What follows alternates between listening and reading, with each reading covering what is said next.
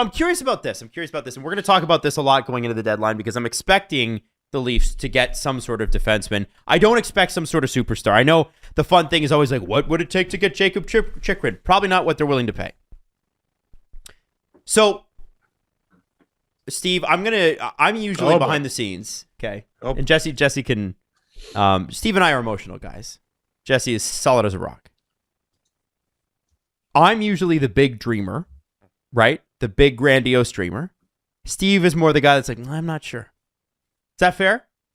Right, Steve, sometimes? Yes. Yeah? That a fair characterization? Yeah. So I want you, as me, the Leaf fan, who has grandiose expectations and desires and visions, to bring me down to earth or reset my expectations as to what we should expect this trade deadline from the Leafs. What kind of player? You can name a player. It doesn't necessarily have to be the player, but a player of what ilk? Don't say Luke Shan. Why can't I say Luke Shan? He's going to say Luke Shan. Because all you've been doing all weekend is saying, Leafs should get Luke Shan. Okay. Tired of Luke already. He's not even back yet. Already ran him out of town once. Let's do it again. Yeah, you're right. That's fair. If your visions are big, I think you should knock that off. Dubas likes what's practical. What do we know? He's trying to win this year, number one. And number two, if he doesn't, the team is going to go kablooey. So any move he's going to make is going to have to make sense for both scenarios. So that's why I think he wants a guy with term, because it just makes sense to get a guy with term. I think we're looking at getting someone who has maybe 1 year left, 2, if he's a really good boy and, eats all his vegetables and drinks all his milk. But it's probably going to be someone with just 1 year left. Most importantly, all your Damon Seversons, anyone you're thinking of, and it's with offense in mind, I need you to stop that. I need you to stop. Klingberg, Severson, Chychrun, who else? Those are the names that I've at least have heard. Klingberg, okay. Could they perceivably play on the power play? All right, no, you got the wrong guy. No, you got the because you got the wrong guy. Who did they go out and get last year? Who did they go out and get? They went out and got Ben Hutton, Antti Suomela. I'm trying to think of the other depth guys they got. Foligno. They got Kyle Clifford this year. They got Nick Ritchie in the offseason. They got Foligno at last year's deadline. All the way back to when they lost Kadri, or just before they lost Kadri, Naz brings something that we don't have in abundance. I keep talking about the Leafs wanting to get tougher because it's the truth. And also it's literally the weakness that the Toronto Maple Leafs perceive. This is the weakness that Brendan Shanahan sees. This is the weakness that Kyle Dubas sees, that Brandon Pridham sees, that Sheldon Keefe sees. I'm convinced of it. So they're going to go out and they're going to get bigger. If they can do that at with depth forwards, they will. I'm not sure I see it. I could see Alex Kerfoot being on his way out the door to maybe make that happen.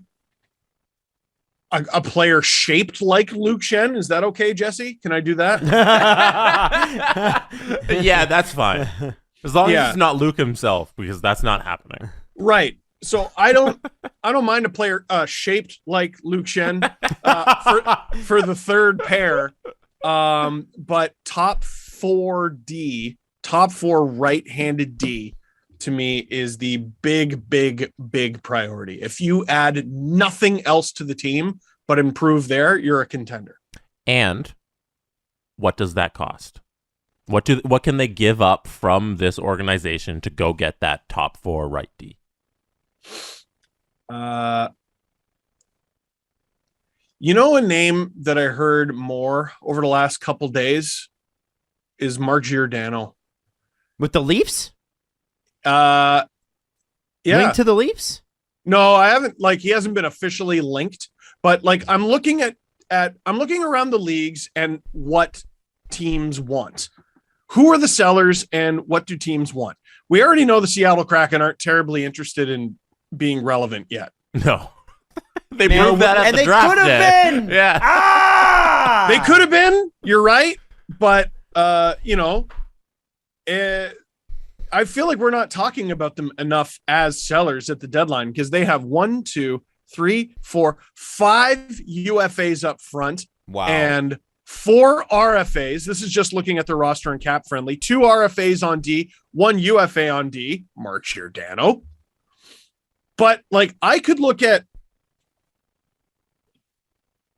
Jeremy Lauzon and Hayden Fleury are 2 guys who can play both left and right D. They're in their mid-20s and they're RFAs at the end of the season. That's a situation I could see making sense because you acquire them and you keep their RFA rights. Right. And you Okay, would so- be willing to pay a higher price, younger player. Didn't answer my question. What does that I thought I cost? did. I said, what does that cost from the organization for the Leafs? But at what cost? What do they Well, pay? So here's the issue, right? The Leafs do not have a third. They do not have a fourth. They do not have a fifth. They do not have a sixth. Their seventh. Oh, no, they're going to be fine. So they have to give the Minnesota Wild a 7th round pick if Brendan Menell plays 30 games. That's not going to happen. So they got a first, a second, and a 7th to work with. And I don't even know if they're allowed to trade the 7th. So you're probably looking at dipping into your prospect pool. One name I was talking to someone about yesterday, and I don't know how much I love this, is Rodion Amirov, who was the Leafs' 15th overall pick just a few years ago. Now, here's why I don't like getting rid of Amirov. I don't think you're going to get anything for him, and it's an enormous risk for you. He's played 10 games in the KHL this year with 1 goal, 2 assists, and 3 points. Okay. Because the KHL, this is maybe a conversation for another day. The Leafs have got to stop drafting players who begin their development there. Yeah, They have like make them come over. No, don't make them come over because they won't. So just stop drafting them. Like sign them when they're Ilya Mikheyev's age. That's fine. But if you are relying on the coaches in the Continental Hockey League to develop your talent properly, you're doing it wrong. They're not going to do it. So they already weren't doing that with Rodion Amirov, and then he got hurt. So just nightmare scenario. His value is completely tanked. So you're not even going to get optimal value out of him. And he might end up being sick. You know what I mean? Yeah. Yep. He could be great. Yeah. Like one thing I think the Leafs have going for them going forward is they've actually drafted really well. So like teams are going to call asking about Matthew Nyes. Buddy, I'm not giving you Matthew Nyes. Topi Niemela. Well, buddy, I don't want to give you Topi Niemela. Nick Abruzzese? Maybe, but he was a guy I was reading on Twitter, who knows? That could be a decent spring acquisition for the Leafs. It's going to have to be a prospect. And one thing I could see being on the table is next year's first. Oh. Because you're going to want to, Jesus, the draft is going to be in Montreal and you're going to have to pick someone. Do we really believe the Leafs are going to go to Montreal with potentially just a 7th round pick? They're going to trade a first and a second.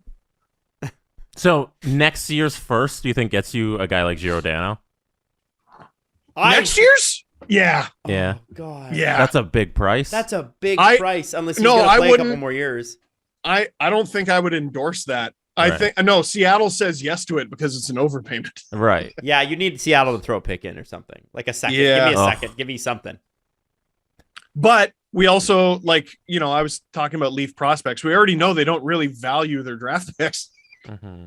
And the other reason why I think draft picks are still on the table is if the Leafs end up, failing out of this year's playoffs, they can just turn around and trade guys at the draft in order to get some of those picks back.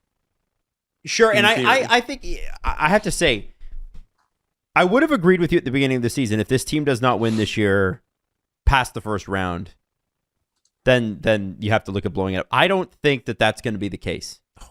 Even if they do, this is just my personal opinion, but even if they do not make it past the first round, my belief is that the core four will remain intact. Morgan Riley, I believe they'll come to an agreement with Jack Campbell. Peter Mrazek will be traded, probably for picks at the draft, and that's my personal belief. And the reason I believe that is because they've had such a good regular season. It would be very difficult to justify, even if they don't win in the playoffs. Very, very difficult to justify. Can I throw this out there? I think the biggest area of change in the summer, if the Leafs don't have a good playoff, is going to be in net. Me too. I don't think either guy's back. Me neither. I know Mrazek's not back next year. We know that. They've already talked about that. That's a quote-unquote conversation for July, to quote Jeff Merrick. So I'm assuming that means unless they can't find something better, which they could. There's no chance the Leafs go into the trade deadline without Jack Campbell either signed or traded. There's a chance he doesn't. Yep. You're out of your mind. No way. No. I think it's possible. No way. Steve, that would go against everything they've ever done. JVR and Jake Gardner and all the other guys Tyler Bozak, who all left via free agency. All of them were a quote unquote own rental, which I guess Jack Campbell will be too. Yeah, that's a ridiculous take. So you're own going rental to have Mrazek? Mrazek and who? Well, that's what I mean. So you trade Jack Campbell, Mrazek, and who? After the season they've put together? There's no way, Steve. That doesn't make any sense. Oh, no. A goalie comes back. Oh. Obviously. So okay. But even so, why would you... This is the best... I still don't think that makes any sense. I have a guy in mind. Well, then tell us. Who? You can't... Okay, you have to understand. Jesse, back me up on this. Your take looks ridiculous right now, so you have to give us something. Saying they'll trade Jack Campbell is ridiculous. The problem is the player I'm thinking of was once on the table, and I just don't think he is anymore because his team is good all of a sudden. I think I know who you're talking about. John Gibson. Jesse, you know all about that. That's my goalie in NHL 22, 2026. I've seen it work. I've seen him get you to the Stanley Cup final, and I want to see it in real life. Why would they trade John Gibson now? Well, that's the problem. Where's Anaheim in the standings? Let's find out. In a playoff spot. Yeah. With Zegras having the season, he's like, why would you? The thing is, for me, I'd be like, I'm torching my guys just because here's the thing, Gibson's on a long-term deal, and it pays him, I think, 6.4. It's a good deal. They're in a playoff spot, but barely. They're 3 points up on the Stars, but have the Stars have 3 games in hand. There's the Oilers. There's the Canucks. They need that revenue, man. That's not a rich... Imagine selling your number one goalie when your team is overperforming. And $6.4 million bucks is a pretty solid price to pay for John Gibson. I think it's 4-4-2 in their last 10. Like the Flames have come on so hard. So have the Kings. But they're ahead of them anyway. Yeah. Who's going to catch Do we realistically think they'll be there by the end of the season? Do we realistically think they're going to sell on their number one goalie who's in his late 20s? If it's versus Dallas or Edmonton or Vancouver, if I'm Anaheim, I take my chances. Yeah. Getzlav's having a great year comparatively. Mm-hmm. Zegras has been amazing. Like I don't know, man. I think you got to kind of go for it. Let the kids try. The Pacific is weak enough that you can just ride this out. I was. Do you know something we don't know? Like, is there? What is this? Have you been trade hearing Jack something? Campbell thing? You must know something.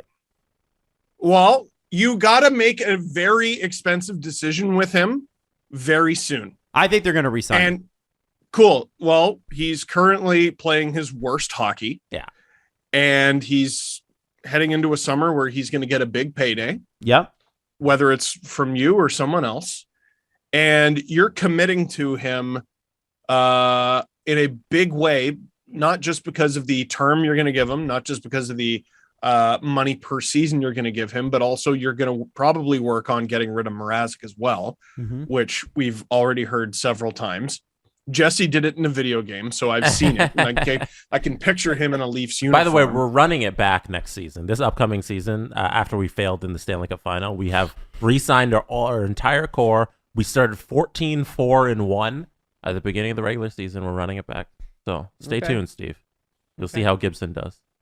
The Leafs would be silly to not at least have a conversation. Hey, is this what we're doing here? I'm sure they'd chat about it. And I know that Kurt Overhart's a tough negotiator, likes to get a lot of money for his clients, as any agent would. And I know that we've heard that the negotiations have happened. They've talked. Clearly, they're not at a number. I just, and I respect what Jack Campbell has done. I would be hesitant to commit too much term to him. I really would. And then if you don't commit too much term, then it's like, well, you've got Morgan Riley at 7 and the big four at $32 million or something, whatever they cost, and that eats into a lot of payroll. It's a big decision. It is. It's you need an answer, like whether you commit to him. If they don't commit to him,